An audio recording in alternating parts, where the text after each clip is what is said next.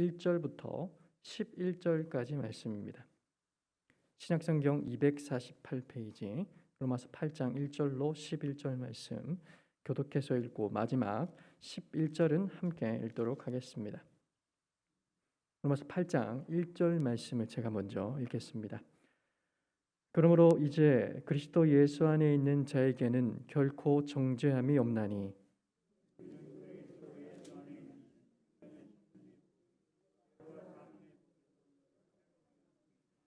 율법이 육신으로 말미암아 연약하여 할 수 없는 그것을 하나님은 하시나니 곧 죄로 말미암아 자기 아들을 죄 있는 육신의 모양으로 보내어 육신의 죄를 정하사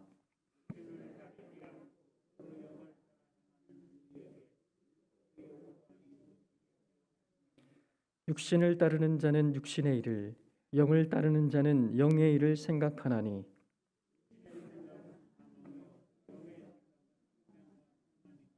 육신의 생각은 하나님과 원수가 되나니 이는 하나님의 법에 굴복하지 아니할 뿐 아니라 할 수도 없음이라. 만일 너희 속에 하나님의 영이 거하시면 너희가 육신에 있지 아니하고 영에 있나니 누구든지 그리스도의 영이 없으면 그리스도의 사람이 아니라.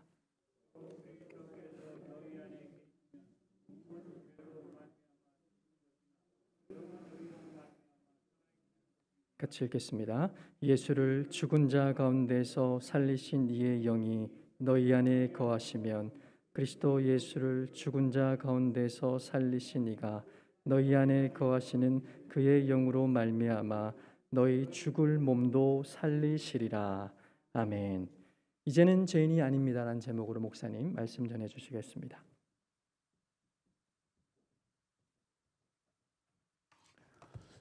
예수님의 부활은 나와 밀접한 관계에 있다는 것을 알게 됩니다.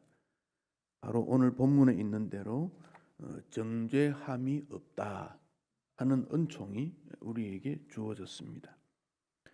그래서 이 말씀을 성경의 전체의 요약이요 복음의 핵심이기도 합니다.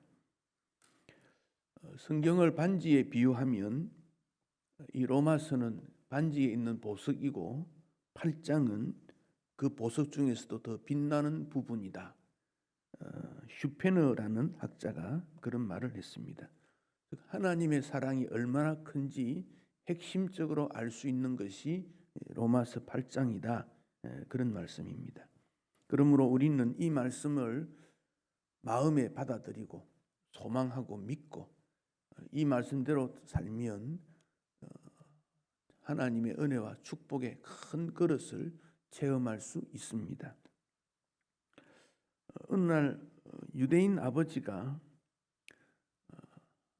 어린 아이를 업고 길을 갑니다. 그래서 친구를 만났습니다. 그 친구가 묻습니다. 자네 등에 업은 그 아이가 누구인가 물었습니다. 내 아들일세. 그러자 그 친구가 등에 있는 아이에게 묻습니다.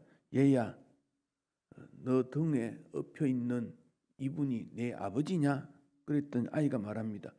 잘 모르겠어요. 아버지가 기가 막혀서 아이를 내렸습니다. 묻습니다. 이놈아, 내가 네 아버지인지 모른단 말이냐? 아들이 말합니다. 등에 업었다고 다 내 아버지인가요? 옆집 아저씨도 업어주고 일꾼도 업어주고 내가 귀엽다고 사람들이 나를 업어주지 않습니까? 아버지가 또 말이 없습니다. 또 묻습니다. 이놈아, 네가 내 아들 아니면 왜 너를 먹이고 돌보겠냐? 아들이 또 말합니다. 나 먹여준다고 아버지입니까? 삼촌도 먹여주고 다른 사람도 나를 먹여줄 수 있지 않습니까? 만약 아버지라면 더 증거를 대보세요. 이게 우리의 모습이라는 겁니다. 하나님 아버지, 우리를 사랑하신 아버지, 생명까지 주신 아버지가 우리에게 은혜를 베풀어 주셨는데 우리는 그 사실을 잘 믿지 않으려고 하는, 믿음이 없는 하나님이 누구냐는 일에 대해서 나를 돌보시고 살펴주시고 먹이고 입히고 함께 하시는 아버지입니다 라는 이 신앙 고백을 희미하다는 겁니다. 확실하지 않다는 것입니다. 오늘 8장 1절에서 그리스도 예수 안에 있는 자에게는 결코 정죄함이 없다. 이것은 선언이지만은 동시에 이 말씀을 통해서 우리는 이 생명과 평안을 얻는 축복이 이 말씀입니다. 이 말씀이 우리에게 생명을 보존하고 평강을 주시는 말씀입니다. 그리스도 예수 안에 있는 자에게는 결코 정죄함이 없다. 이것은 믿고 또 믿고 감사하고 또 감사해야 될 말씀입니다. 여기 예수 그리스도 안에 그랬습니다. 그래서 하나님께서 우리를 의롭다고 인정해 주셨습니다. 하나님께서는 한번 선언적 말씀을 하시고 취소하는 법이 없습니다. 그러므로 우리는 정죄함이 없습니다. 놀라운 은총입니다. 우리가 착하게 살아서가 아닙니다. 예수 그리스도 안에 있기 때문에 그렇습니다. 그래서 주님을 우리는 나의 피난처다 그럽니다. 그곳에 있으면 누구도 공격할 수 없습니다.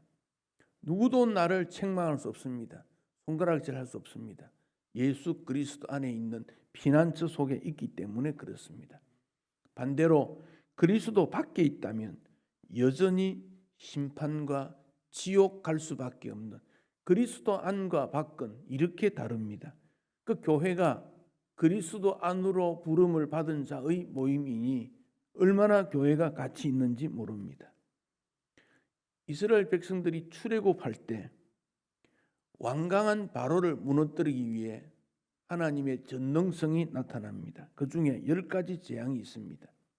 그 10가지 재앙은 바로와 그 애굽 백성들이 추종했던 신들, 그들이 최고라고 여겼던 그 신들에 대한 하나님의 심판이기도 합니다. 마지막 10번째 죽음의 사자가 지나갔을 때 애굽 사람들에게는 죽음과 울음, 슬픔이 가득했습니다. 그러나 이스라엘 백성들은 아무런 일이 일어나지 않습니다. 단지 어린 양의 피가 문설주에 발라져 있었다는 겁니다. 그 어린 양, 예수님을 의미하지 않습니까? 예수님의 보혈이 있다. 그 자에게는 결코 정죄함이 없다. 이 말씀입니다. 그러나 어린 양의 보혈이 없는 가정은 죽음과 슬픔이 여전히 있습니다. 어떤 가정에서, 유대인 가정에서 두 가정 모두 어린 양의 보혈을 발랐습니다. 그런데 한 가정은 가족들이 모였습니다. 대화를 합니다. 괜찮을까? 과연 오늘 밤에 죽음의 사자가 우리 집을 지나갈까? 창문으로 들어오면 어떻게 하지? 우리에게 믿음이 없는데 두렵지 않는가? 두런두런 얘기합니다. 잠을 잘 수가 없습니다. 언제 죽음의 사자가 갑자기 나타날지 모릅니다. 그러나 한 유대인의 가정은 얘야 이제 저녁이 되었으니 식사하고 잠자자. 아빠 두렵지 않습니까? 두려워할 게 뭐 있냐? 하나님의 약속의 말씀이 있는데 두 가정 다 아브라함의 후손이요, 두 가정 다 할례를 받았고 하나님의 사랑받는 가정인데 한 가정은 여전히 불안하고 두려워하고 어쩔 줄 몰라하고, 한 가정은 편안하고 안식이 있고, 하나님을 믿는 가정도 이렇게 다를 수 있습니다. 그 기준이 무엇입니까? 예수 그리스도 안에 있는 자에게는 결코 정죄함이 없다는 이 말씀을 확실히 믿느냐 믿지 않느냐, 그 차이점입니다. 큰 배를 타고 항해를 합니다. 모든 사람들이 두려워하지만은, 그러나 두려워하지 않는 사람은 편안함을 누릴 수 있습니다. 그 배가 안전하다는 것을 아는 사람은 두려워하지 않습니다. 이스라엘 백성들이 가나안을 점령할 때 여리고성을 무너뜨렸습니다. 여리고성 안에 있는 모든 사람이 죽었습니다. 그래서 구약에 이 죽음이 많이 나오니까 하나님에 대해서 뭐 잔인하다, 전쟁의 하나님이다, 뭐 여러 가지 나쁜 표현을 하는 사람들이 있습니다.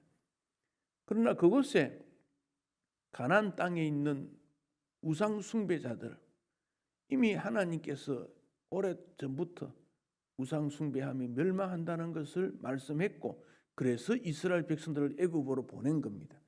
그 가나안 땅에 있는 사람들이 죽었다는 그 말은 하나님의 심판이라는 겁니다. 그리스도 안에 있지 않았다는 것입니다. 그러나 유일하게 라합 가정, 그는 기생입니다. 존경받지 못합니다. 사람들에게 손가락질 받는 여인입니다. 그 라합이 하나님께서 살아계심을 믿고 이스라엘 백성을 인도한다는 사실을 알고, 그래서 창문에 붉은 줄을 내려놔라 하는 그 말에 순종했습니다. 그 붉은 줄은 예수 그리스도의 보혈을 의미하지 않습니까? 그 가정은 유일하게 살아남았습니다. 그리스도는 피난처이시고 우리를 심판에서 영생으로 옮겼고, 우리에게 육신의 장막을 벗을 때는 생명의 면류관을 주신다고 약속했습니다. 우리가 잘났거나 일을 많이 했거나 수고했거나 능력 있는 것이 결코 아닙니다. 예수 그리스도 안에 있었기 때문에.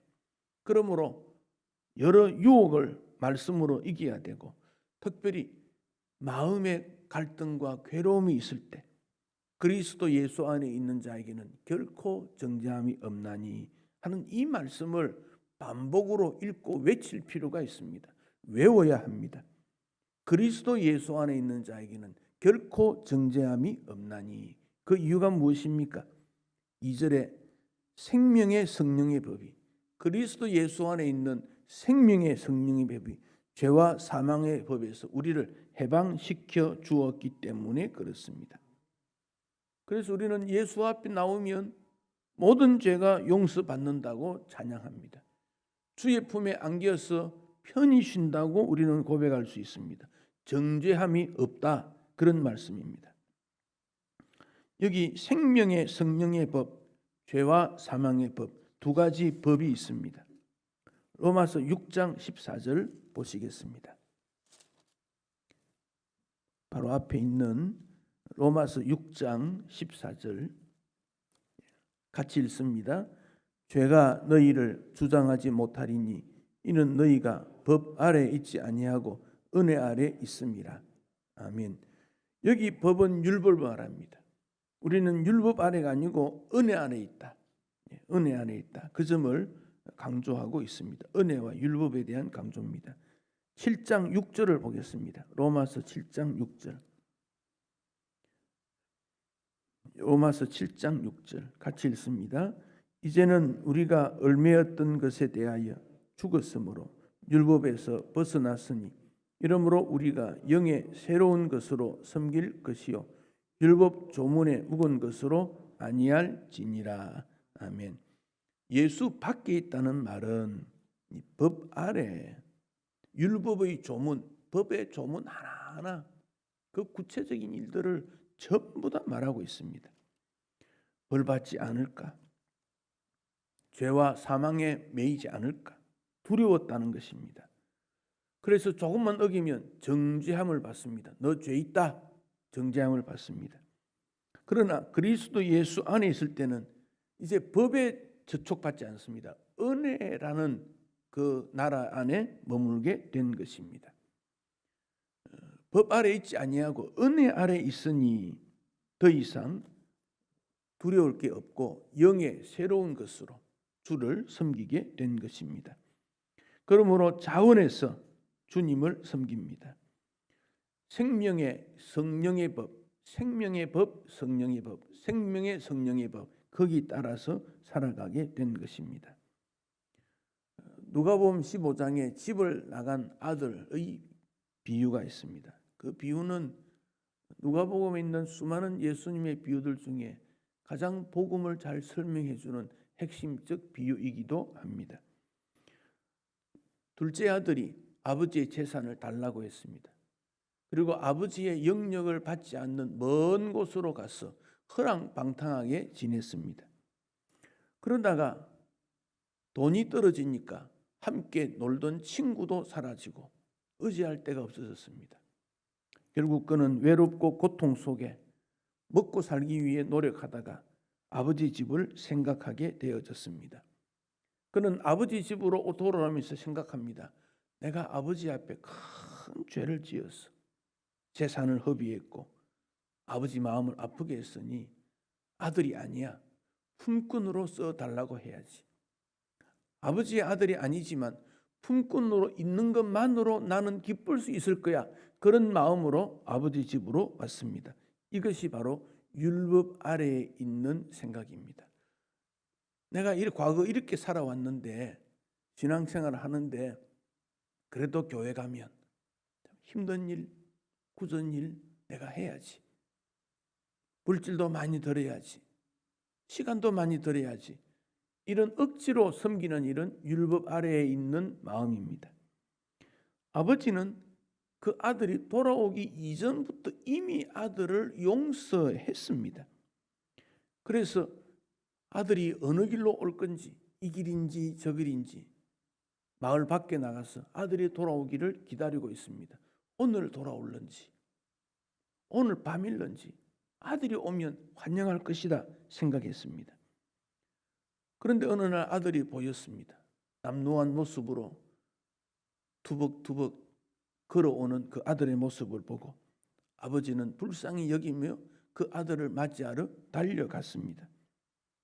아들을 껴안습니다. 반지를 끄집어내어 끼워줍니다. 신을 바꾸어 신겨줍니다. 그리고 집으로 돌아와서 살찐 송아지를 잡고 큰 잔치를 베풉니다. 아버지가 이렇게 한 이유는 아버지는 은혜의 주인이었기 때문에 그렇습니다.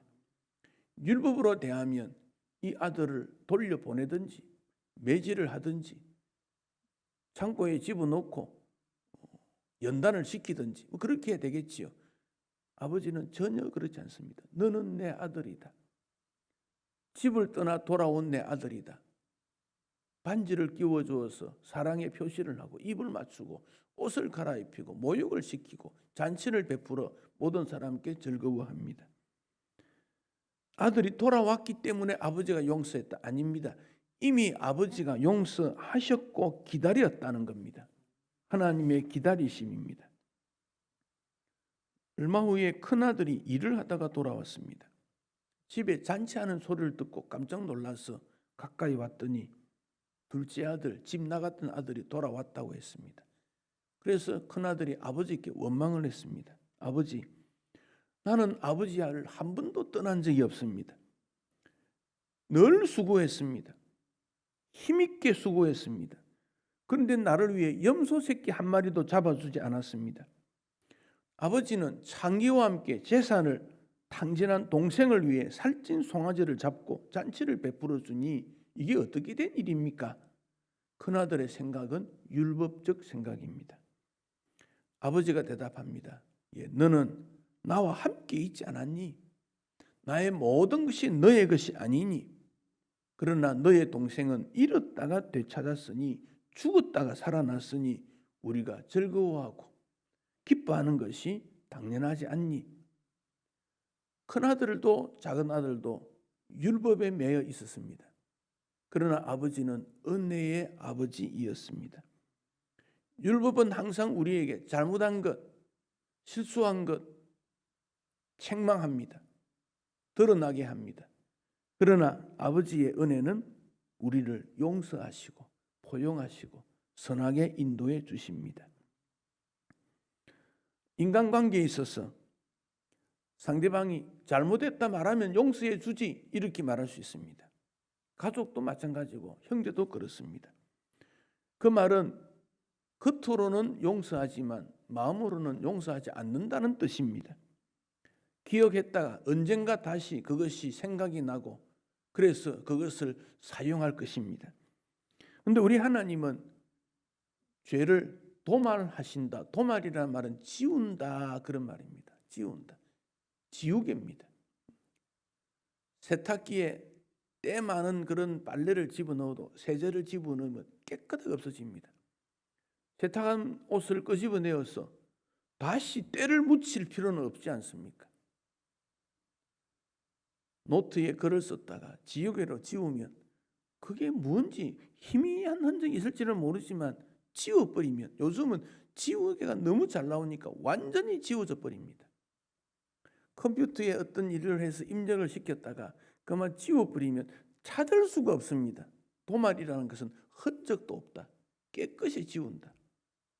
얼마나 주님의 용서가 깊고 넓은지 다시 한번 생각하게 됩니다. 다윗은 위대한 왕이지만 하나님 앞에서 너무도 큰 죄를 지었던 죄인입니다. 만약 다윗이 오늘날 청문회 대상이 되었다면 왕 노릇 하겠습니까? 다윗의 죄를 하나하나 끄집어낸다면 다윗은 왕으로 설 수가 없습니다. 그런데 어떻게 다윗이 됩니까? 하나님의 용서가 있었다는 겁니다. 그러니까 그 다윗이 최고의 위대한 왕으로 인정하는 이유는 하나님의 용서 때문에 그렇습니다. 그리스도 안에 있었던 다윗, 책망했을 때 깨달았고 철저히 회개했고 눈물로 침상을 적시면서 회개했던 그 다윗, 그를 하나님께서 용서해 주었기 때문에 그렇습니다.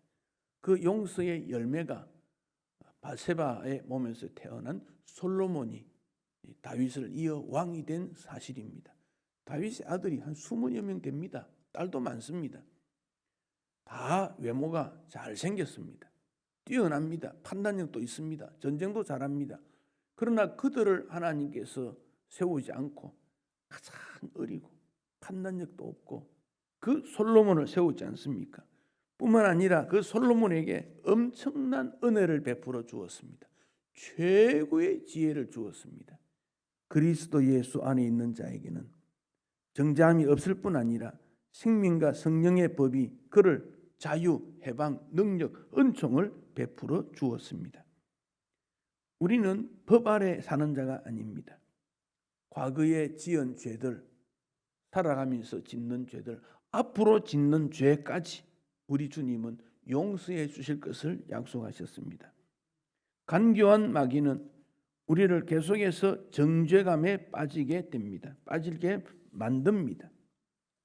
마틴 루터가 종교개혁을 할 때에 서재실에 앉아있는 어느 날 마귀가 나타나서 종이를 한 장 넘겨줍니다.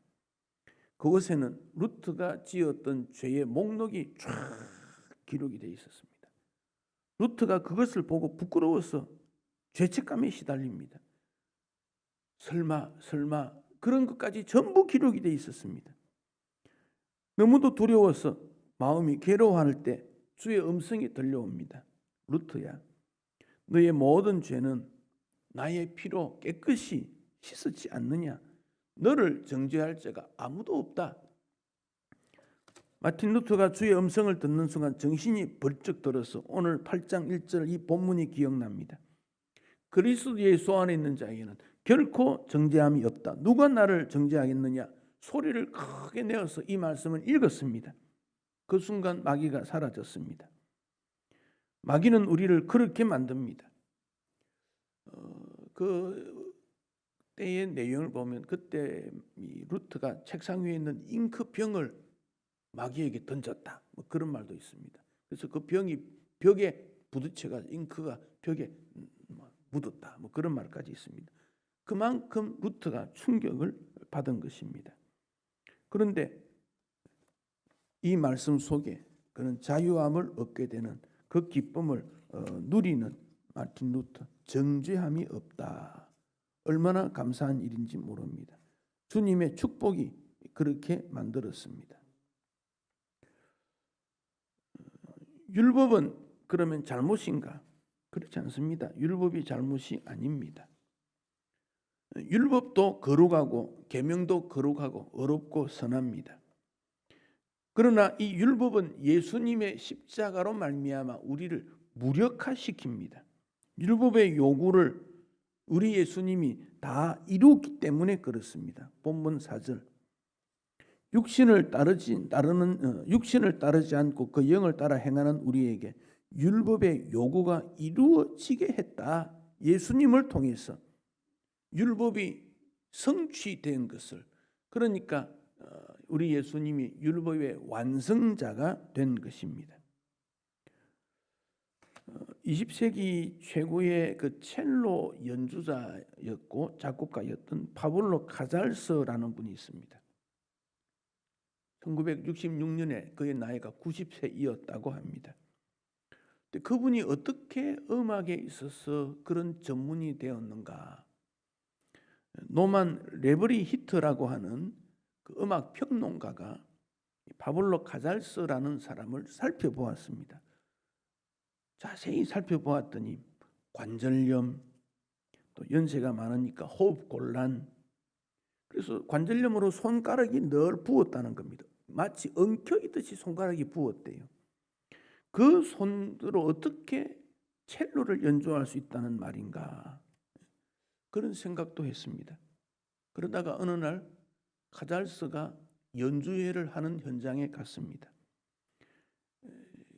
피아노 앞에까지 걸어가는데 고통스러운 걸음이었다 그랬습니다. 비틀거리면서, 연세가 있고 관절염이 있고. 그런데 피아노 앞에 앉으니까 달라지더라는 거예요. 손가락이 마치 꽃봉우리의 꽃잎처럼 쫙 펼쳐지고 피아노를 치고, 굽었던 허리가 반듯해지고, 호흡도 편안하게 보이고, 피아노도 치고, 또 그 다음에 다른 곡으로 첼로도 연주하고 생기와 활력을 보았다, 그렇게 말합니다. 연주를 다 마치더니 그가 일어서고 밖으로 나갔더니 허리가 쭉 펴지고 키도 더 커진 것 같고, 고통스러웠던 노인이 아니고 생동감 있는 젊은이의 모습이었다, 이렇게 평가를 했습니다. 하나님의 은혜는 우리에게 이런 모습으로 등장되었다는 겁니다. 나의 나이, 어려운 환경, 이런 모든 것을 뛰어넘을 수 있는 것이 하나님의 은혜라는 겁니다. 그러니까 은혜 안에서 우리는 자유함을 얻습니다. 그 하나님의 은혜 가운데서 우리는 성령의 능력을 덧입게 됩니다. 로마서 8장에서 성령이란 단어가 21번 나옵니다. 정죄함이 없다, 영적인 능력을 가지게 된다, 생명과 평강을 준다, 죽은 몸이 아니고 산 몸이다, 예수를 죽은 자 가운데 살리신 그 영이, 11절 말씀입니다. 너희 안에 거하시면, 그리스도 예수를 죽은 자 가운데 살리신 이 성령이 너희 안에 거하심으로 말미암아 너희 죽을 몸도 살린다. 성령으로 말미암아 우리의 모든 것이 새롭게 되는 축복과 은총을 허락해 주고 있습니다. 주님 앞에 모이는 예배가 그저 연세 드신 분들이 할 일이 없어서 이렇게 모인 거 아닙니다. 하나님께서 우리를 통하여 무언가 하신 일이 있고, 또 우리의 기도가 믿음의 기도가 될 때 주님께서 역사하시면 세상은 움직여질 수 있습니다. 생명의 역사가 지금도 흘러나갈 수 있습니다. 확대될 수 있습니다. 제가 지난번에 어떤 대화를 하다가 그 친척 중에 한 분이 95인데 그 자녀가 다 미국에 있다는 거예요. 그래서 이분이 자녀가 보고 싶었대요. 그래서 하나님 앞에 기도했습니다. 하나님, 나 미국에 비행기 타고 좀 다녀오고 싶은데 그 두 가지 제목이 있습니다. 첫째는 미국에 가서 시체가 되어 돌아오지 않게 해주세요. 그렇게 되면 자녀들이 아버지를 보았다는 것이 무엇이 되겠습니까? 나이가 들고 걸음이 힘들고 어렵지만 시체가 되지 않게 해주세요. 두 번째, 비행기 안에 편안하게 여행하게 해주세요. 기도했더니 하나님께서 은혜를 베풀어 주셔서 미국 가서 흩어져 있는 자녀 5명 또 비행기 타고 다니면서 다 만나보고 사랑하고 건강하게 잘 있는 걸 보고 다시 돌아와서 건강하게 살아가고 있다. 나이가 문제가 되지 않는다는 거예요. 그분의 고백입니다. 성령의 은혜로, 하나님의 은혜로 모든 것을 극복할 수 있다. 오늘 우리도 주님의 도우심으로 극복할 수 있고 믿음으로 사는 것이다. 그런 모범적인 부모님이 될 때 우리의 자녀들이 믿음이 무언가, 하나님 은혜가 무엇인가, 어려울 때 어떻게 살아야 되는가, 부모님을 바라보고 있습니다. 우리는 믿음의 증인이 되어야 됩니다. 하나님의 생명의 편안의 법에 그 주님의 이끌림 받는 것을 실천하고 모범이 되어야 됩니다. 말 한마디, 행동 한마디가 은혜 받은 자의 모습이어야 됩니다. 풍성하신 하나님, 넉넉하신 하나님, 못할 것이 없는 하나님, 그분이 나의 아버지이십니다. 그 주님의 은혜로 날마다 승리하고 감사하고 승리하시기를 축복합니다.